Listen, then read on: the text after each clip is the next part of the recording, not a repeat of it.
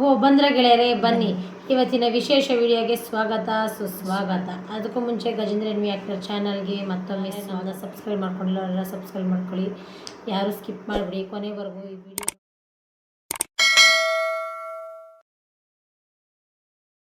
ನೋಡಿ. ತುಂಬ ಒಳ್ಳೆ ಕಂಟೆಂಟ್ ಇದೆ. ನಾನು ಇವತ್ತು ಏನು ತಿಳಿಸ್ಕೊಡಕ್ಕೆ ಬರ್ತಾ ಇದ್ದೀನಿ ಅಂದರೆ ವ್ಯೂಸ್ನ ಹೇಗೆ ಕಂಪ್ಲೀಟ್ ಮಾಡೋದು ಅನ್ನೋದ್ರ ಬಗ್ಗೆನ ತಿಳಿಸ್ಕೊಡ್ತೀನಿ ಇವತ್ತು. ವ್ಯೂಸು ಈಗ ಲಾಂಗ್ ವೀಡಿಯೋಗಳು ಆಗ್ತಿರ್ತಾರೆ, ವ್ಯೂಸ್ ಹೊಡ್ತಾ ಇರಲ್ಲ. ಅದ್ರ ಬಗ್ಗೆ ನಾನು ಯಾವ ಥರದ ಮಾಹಿತಿ ಕೊಡ್ತೀನಿ.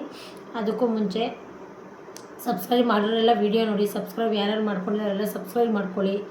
ಒಳ್ಳೊಳ್ಳೆ ಮಾಹಿತಿಗಳನ್ನ ನೀಡ್ತಾನೆ ನಮಗ. ಅಷ್ಟಲ್ಲದೆ ಮತ್ತು ತುಂಬ ಹೊಸ್ದಾಗಿ ನನಗೇನು ಗೊತ್ತೇ ಇಲ್ಲಪ್ಪ ಯೂಟ್ಯೂಬ್ ಮಾಡ್ತೀನಿ ಅನ್ನೋರು ಒಳ್ಳೆ ಮಾಹಿತಿ ಇರುತ್ತೆ ಇದರಿಂದ.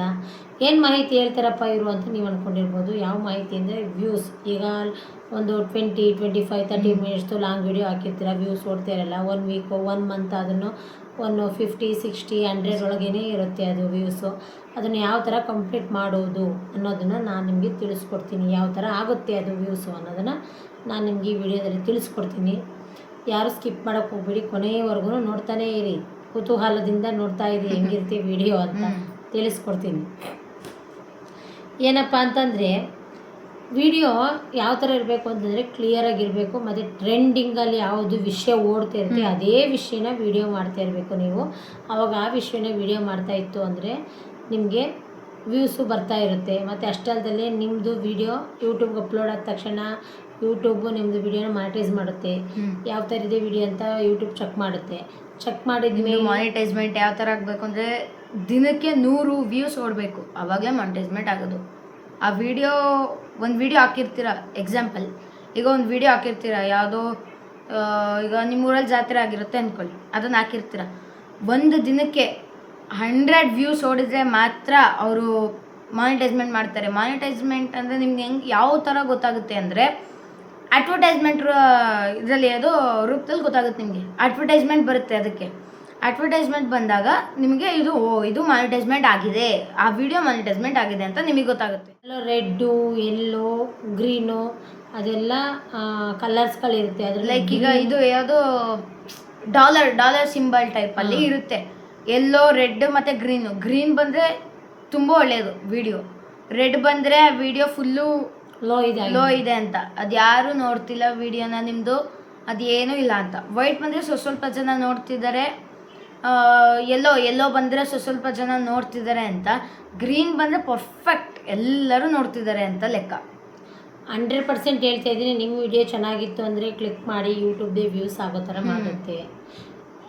ಯಾಕೆ ಹಿಂಗೆ ಅಂತ ಇದ್ದೀನಿ ಅಂತ ಅಂದರೆ ನಿಮ್ಮ ಕೆಲವ್ರಿಗೆ ಯಾರಿಗೂ ಗೊತ್ತಿರೋದೇ ಇಲ್ಲ ಯಾವ ಥರ ಮಾಡಬೇಕು ಅಂತ. ಫಸ್ಟ್ ಯೂಟ್ಯೂಬೇ ತಾನೇ ನೀವು ಅಪ್ಲೋಡ್ ಮಾಡಿದ ತಕ್ಷಣ ಯೂಟ್ಯೂಬ್ ನೋಡುತ್ತೆ. ಒಂದು 15 ಮಿನಿಟ್ಸು 20 ಮಿನಿಟ್ಸ್ ಅಂದರೆ ಟೈಮ್ ತಗೊಳ್ತಲ್ಲ, ಅದು ಯೂಟ್ಯೂಬ್ ವೆರಿಫಿಕೇಷನ್ ಮಾಡೋಕ್ಕೆ ಅಂದರೆ ಅದು ಟೈಮಿಂಗ್ಸ್ ತೊಗೋತಾ ಇರುತ್ತೆ. ಅದೆಲ್ಲ ತುಂಬ ಚೆನ್ನಾಗಿತ್ತು ಅಂತ ಅಂದರೆ ಅವರೇ ಮಾನಿಟೈಸ್ ಮಾಡಿ ಅವರೇ ವ್ಯೂಸ್ ಬರೋ ಥರನೂ ಆಗುತ್ತೆ. ಮತ್ತು ತುಂಬ ಜನಕ್ಕೆ ಅಟ್ರಾಕ್ಷನ್ ಆಗಿರಬೇಕು ವೀಡಿಯೋಸು. ಮತ್ತು ನಾನು ಪ್ರತಿ ವಿಡಿಯೋದಲ್ಲೂ ಹೇಳ್ತಾ ಇದ್ದೀನಿ, attraction is more important. 30 seconds ನೀವು ಅಟ್ರಾಕ್ಷನಲ್ಲಿ ಹಿಡ್ದಿಟ್ಕೊಳ್ಳಿ ಜನಗಳನ್ನ. ವೀಡಿಯೋಸಲ್ಲಿ ಅಟ್ರಾಕ್ಷನ್ ಆಯಿತು ಅಂದರೆ ತಮ್ಮ ಮೇಲೂ ಇನ್ನೂ ಸಖತ್ತಾಗಿರಬೇಕು. ಗುರು ಸೂಪರ್ ಆಗಿತ್ತು ಅಂದರೆ ಮಾತ್ರನೇ ಅದು ಓಪನ್ ಮಾಡಿ ನೋಡೋಕ್ಕೆ ಸಾಧ್ಯ. ತಮ್ಮ ಮೇಲೆ ಚೆನ್ನಾಗಿಲ್ಲ ಅಂದರೆ ಯಾರೋ ಕ್ಲಿಕ್ಕೇ ಮಾಡಲ್ಲ. ಇದರಲ್ಲಿ ಏನೋ ಇದೆ ನೋಡೋಣ, ತಮ್ಮ ಮೇಲೆಲ್ಲ ಈ ಥರ ಕುತೂಹಲ ಇದೆಯಲ್ಲ ಏನಿರ್ಬೋದು ಅಂತನಾರು ಕ್ಲಿಕ್ ಮಾಡಿ ನೋಡ್ತಾರೆ. ನಿಮ್ಮದು ತಮ್ಮ ಮೇಲೂ ವೆರಿ ಇಂಪಾರ್ಟೆಂಟ್ ಇರುತ್ತೆ. ಆಮೇಲೆ ಅಷ್ಟಲ್ದಲ್ಲೇ ಒಳ್ಳೊಳ್ಳೆ ವಿಷಯಗಳನ್ನ ಹಾಕ್ತೀರಿ, ಒಳ್ಳೊಳ್ಳೆ ಕಂಟೆಂಟ್ ಮಾಡ್ತಾಯಿರಿ. ಯಾವುದ್ರದ್ದು ವಿಷಯ ನೀವೆಲ್ಲ ಹೋಗ್ತೀರಾ ಅಲ್ಲೊಂದು ಒಳ್ಳೆ ವಿಷಯ ನಡೀತು ಅಂದರೆ ಅದನ್ನೇ ಒಂದು ವಿಡಿಯೋ ಮಾಡಾಕಿ. ಮತ್ತು ಹೆಚ್ಚು ಲೈವ್ ಹೋಗಿ. ತಮ್ಮೇಲೂ ನೀವು ಹೇಳ್ತಿದ್ದೀರಲ್ವಾ, ತಮ್ಮೇಲಲ್ಲಿ ಸ್ವಲ್ಪ ರಾಂಗ್ ವರ್ಡ್ಸ್ಗಳಿರುತ್ತೆ, ಅದನ್ನು ಅಪ್ಲೋಡ್ ಮಾಡೋಕ್ಕೆ ಹೋಗಬಾರ್ದು. ಅದು ತಮ್ಮೇಲ್ದ ಬಗ್ಗೆ ಒಬ್ಬರು ಕೇಳಿದ್ದಾರೆ, ಅದು ಯಾವ ಥರ ಅಂತ ಹೇಳಿದ್ದೀನಿ, ಶೀಘ್ರದಲ್ಲೇ ಹೇಳ್ಕೊಡ್ತೀನಿ. ಅದು ಯಾವ ಥರ ಮಾಡೋದು ಅಂತ ತಿಳಿಸ್ಕೊಡ್ತೀನಿ. ಹಾಗಾಗಿ 4 ಡೇಸಿಂದ ನಮಗೆ ವಿಡಿಯೋ ಮಾಡೋಕ್ಕಾಗಿರಲಿಲ್ಲ, ಸ್ವಲ್ಪ ಹೆಲ್ತ್ ಪ್ರಾಬ್ಲಮ್ ಇತ್ತು. ಹಂಗಾಗಿ ಇವತ್ತು ವಿಡಿಯೋ ಮಾಡ್ತಾಯಿದ್ವಿ. ಯಾರು ತಪ್ಪು ತಿಳ್ಕೊಬೇಡಿ. ಫರ್ ಡೇ ವಿಡಿಯೋ ಮಾಡ್ತಾ ಇರಬೇಕು. ಈಗ ಯಾವ ಥರ ಅಂತಂದರೆ ನಿಮಗೆ ವ್ಯೂಸು ಓಡಬೇಕು ಅಂತ ಇತ್ತು ಅಂದರೆ ಫರ್ ಡೇ ಒಂದೊಂದು ವಿಡಿಯೋ ನೀವು ಮಾಡಿ ಹಾಕಬೇಕು. ಪರ್ ಡೇ ಮಾಡೋಕ್ಕಾಗಲಿಲ್ಲ ಅಂದ್ರೆ ವಾರಕ್ಕೆ 5 ವಿಡಿಯೋ ಹಾಕ್ಲೇಬೇಕು. 5 ಇಲ್ಲ 4 ಆದರೂ ಕಂಪಲ್ಸರಿ ವಿಡಿಯೋ ಹಾಕ್ಲೇಬೇಕು. ಸರಿ, ಫರ್ ಡೇ ಹಾಕಿದ್ರೆ ಇನ್ನೂ ಉತ್ತಮ. ಫರ್ ಡೇ ಆಗ್ತಾಯಿತ್ತು ಅಡ್ವರ್ಟೈಸ್ಮೆಂಟ್ ಎಲ್ಲ ಬರ್ತಾ ಇರುತ್ತೆ. ಅದಕ್ಕೂ ನಿಮ್ಗೆ ಏನಾದ್ರು ಅಲ್ಲಿ ಪ್ರಾಬ್ಲಮ್ ಆಯಿತು ಅಂತ ಅಂದರೆ ಒಂದು ವಾರದಲ್ಲಿ ಒಂದು 4 ವಿಡಿಯೋ ಮಿನಿಮಮ್ ಹಾಕ್ಲೇಬೇಕು. ಅವಾಗ ಹಾಕ್ದಾಗ್ಲೇ ನಿಮ್ಮದು ಯೂಟ್ಯೂಬು ಯಾವ ಥರ ಇದೆ ಅನ್ನೋದು ಮಾನಿಟೈಸ್ಮೆಂಟ್ ಆಗೋದು ಎಲ್ಲ ಗೊತ್ತಾಗುತ್ತೆ. ಆಮೇಲೆ ವ್ಯೂಸು ಓಡ್ತಾ ಇರುತ್ತೆ. ಒಂದು ವೀಡಿಯೋದಲ್ಲಿ ವ್ಯೂಸ್ ಓಡಲಿಲ್ಲ ಅಂದರೆ ನೆಕ್ಸ್ಟ್ ವೀಡಿಯೋದಲ್ಲಿ ವ್ಯೂಸ್ ಓಡ್ತಾ ಇರುತ್ತೆ. ಅದು ನೀವು ವೀಡಿಯೋ ಮಾಡ್ದಂಗೆ ವ್ಯೂಸು ಹೆಚ್ಚಾಗುತ್ತೆ ಮತ್ತು ವಾಚ್ ಅವರ್ ಕೂಡ ಕಂಪ್ಲೀಟ್ ಆಗ್ತದೆ, ವಾಚ್ ಅವರ್ ಕೂಡ ಸೇರುತ್ತೆ ಅದಕ್ಕೆ. ಈಗ ಒಂದು 50 ಮಿನಿಟ್ಸಿನ ವೀಡಿಯೋ ಹಾಕ್ತೀರಾ, ಅದೊಂದು ಏನಾಗಿರುತ್ತೆ ಒಂದು 2 ಡೇ 3 ಡೇನೇ ಒಂದು 50 ಓಡಿರುತ್ತೆ ಅಷ್ಟೇ. ಮಾಡೋಕ್ಕಾಗದೇ ಇರೋರು, ಯೂಟ್ಯೂಬ್ದು ಮಾಡೋಕ್ಕಾಗದೇ ಇರೋರು ಅಯ್ಯಪ್ಪ ಅಂತ ಬೇಸತ್ತು ಹೋಗಿರ್ತೀರ. ಆ ಥರ ಏನು ಬೇಜಾರು ಮಾಡ್ಕೊಳೋದು ಬೇಡ, ಆಗುತ್ತೆ.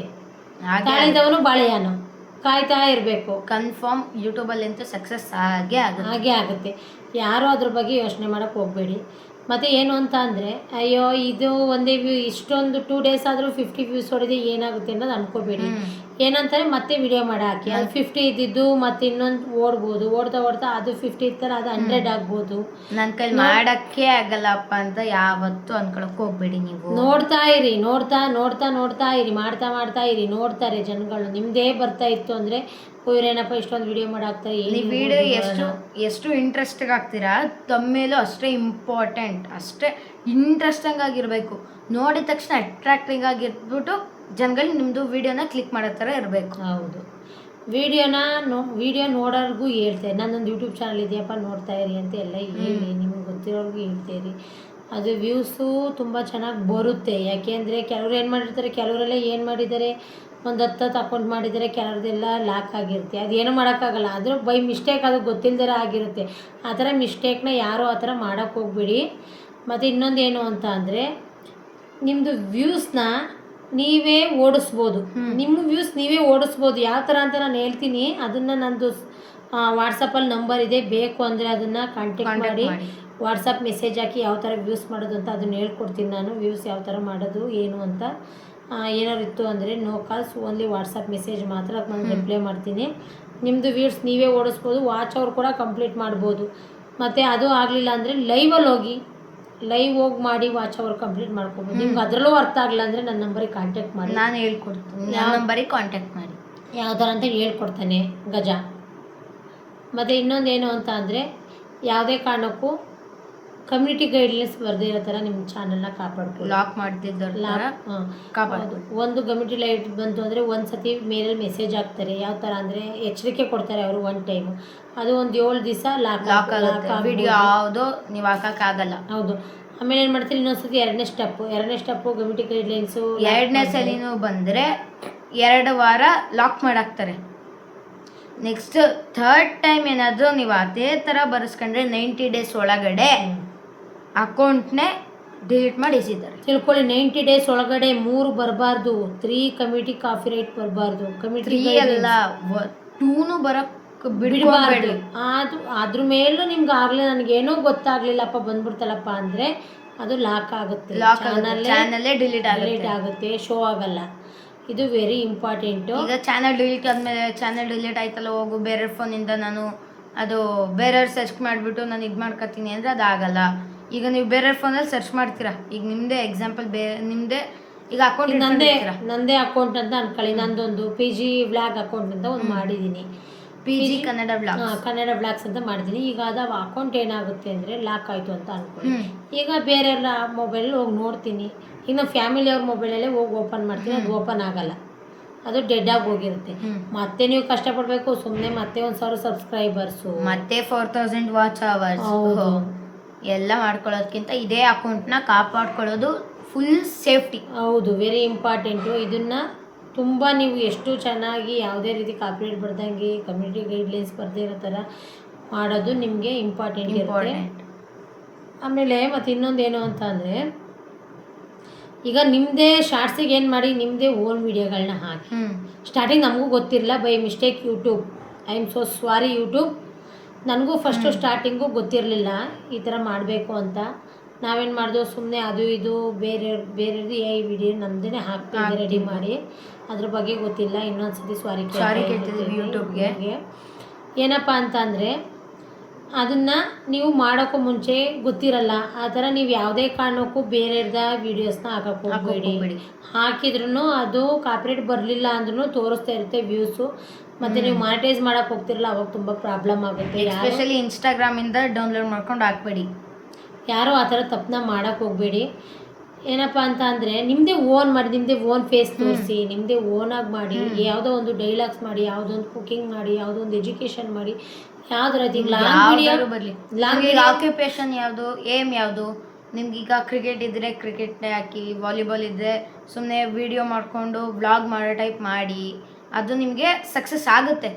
ಮಾಡೋಕ್ಕಾಗಲ್ಲ ಅಂತ ಕೂತ್ಕೊಂಬೇಡಿ. ನಿಮ್ಮದೇ ಲಾಂಗ್ ವಿಡಿಯೋ ಮಾಡ್ತಾ ಇದ್ರೆ ಅದನ್ನೇ ಒಂದು ಚೂರು 1 ಮಿನಿಟ್ಸ್ ಒಂದು ಶಾರ್ಟ್ಸ್ ವಿಡಿಯೋ ಮಾಡ್ಕೊಳ್ಳಿ, ಅದನ್ನೇ ಹಾಕಿ, ಅದರಲ್ಲೂ ವ್ಯೂಸ್ ಓಡಲಿ.